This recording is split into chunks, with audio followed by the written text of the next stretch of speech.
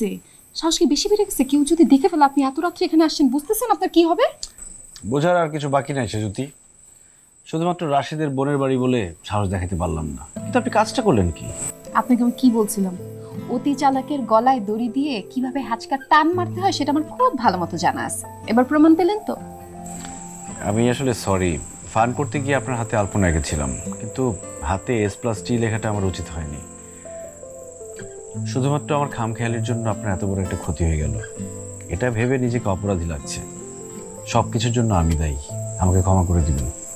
ক্ষমা তো চাইলেনি, মাঝখান থেকে আমার বিয়েটা ভেঙে দিলেন। অবশ্য আপনি কিছু না করলেও আমি যে কোনো উপায়ে এই বিয়ে ভাঙতামই। নিজের বিয়ে নিজেই ভেঙে দিতেন? আমার বিয়ে আমি ভাঙবো না জোড়া দিব সেটা আমার ব্যাপার, তো আপনার কি? আচ্ছা, একটা কথা বলেন তো। কি বলবেন তাড়াতাড়ি বলে এখান থেকে ফোটেন।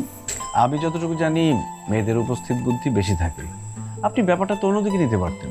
আমার নামটা কেন বললেন? প্রতিশোধ, এটাকে বলে চরম প্রতিশোধ। কিসের প্রতিশোধ? কারো অবজ্ঞা আমি সহ্য করতে পারি না। সেদিন আপনি কি বলছিলেন ভুলে গেছেন? আমি যার তার হাতে আলপনা আঁকি না। খুব তো আমাকে অপমান করে মজা পাইছিলেন, আবার চোরের মতো আমার ঘরে ঢুকে হাতের মধ্যে S+T লিখে গেছে। তাই বলে নিজের নাক কেটে আরেকজনের জাতটা ভঙ্গ না? আমার সাথে লাগতে আসলে আমি যে কোনো কিছু করতে পারি।